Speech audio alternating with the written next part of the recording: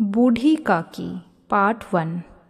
बुढ़ापा बहुधा बचपन का पुनरागमन हुआ करता है। बूढ़ी काकी में जीभ स्वाद के सिवा और कोई चेष्टा शेष न थी और न अपने कष्टों की ओर आकर्षित करने का रोने के अतिरिक्त कोई दूसरा सहारा ही।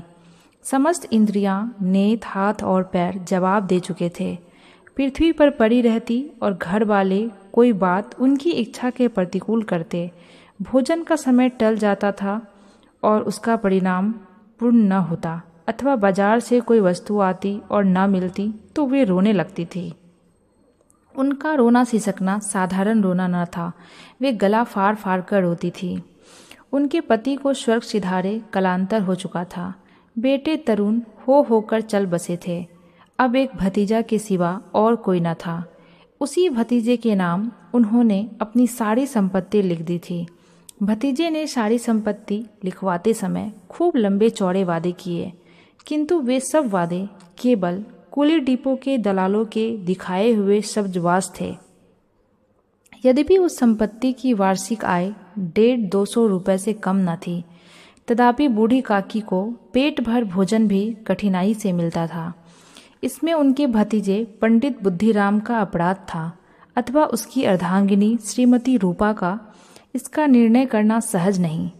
बुद्धिराम स्वभाव के सज्जन थे, किंतु उसी समय जबकि उनके कोष पर आँच न आए। रूपा स्वभाव से तीव्र ही सही, पर ईश्वर से डरती थी। अतः बूढ़ी काकी को उसकी तीव्रता उतनी न खलती थी जितनी बुद्धिराम की भल मानसता। बुद्धिराम को कभी कभी अपने अत्याचार का खेद होता था। विचारते थे कि इसी संपत्ति के कारण मैं इस समय भला मानुष बना बैठा हूँ। यदि मौखिक आश्वासन और सुखी सहानुभूति से स्थिति में सुधार हो सकता है तो उन्हें कदाचित कोई आपत्ति न होती, परंतु विशेष वय का भय उनकी सुचेष्टा को दबाए रखता था। यहाँ तक कि यदि द्वार पर कोई भला आदमी बैठा होता और बूढ़ी काकी उस समय अपना राग अलापने लगती तो वह आग हो जाते और घर में आकर उन्हें जोर से डांटते। लड़कों को बूढ़ों से स्वाभाविक विद्वेष होता ही है, और फिर जब माता पिता का यह रंग देखते तो वे बूढ़ी काकी को और सताया करते। कोई चुटकी काट कर भागता, कोई इन पर पानी की कुल्ली कर देता।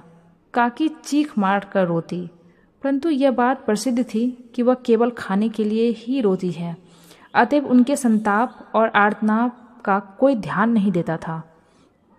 हाँ, काकी क्रोधातुर होकर बच्चों को गालियाँ देने लगती तो रूपा घटना स्थल पर आ पहुँचती, इस भय से कि काकी अपनी जीभा कृपान का कदाचित ही प्रयोग करती थी। यद्यपि उपद्रव शांत का यह उपाय रोने से कहीं अधिक उपयुक्त था। संपूर्ण परिवार में यदि काकी से किसी को अनुराग था तो वह बुद्धिराम की छोटी लड़की लाडली थी। लाडली अपने दोनों भाइयों के भय से अपने हिंसे की मिठाई चबेना बूढ़ी काकी के पास बैठकर खाया करती थी। यही उसका रक्षागार था, और यद्यपि काकी की शरण उनकी लोलुपता के कारण बहुत महंगी पड़ती थी, यद्यपि भाइयों के अन्याय से कहीं सुलभ थी। इसी स्वार्थानुकूलता ने उन दोनों में सहानुभूति का आरोपण कर दिया था।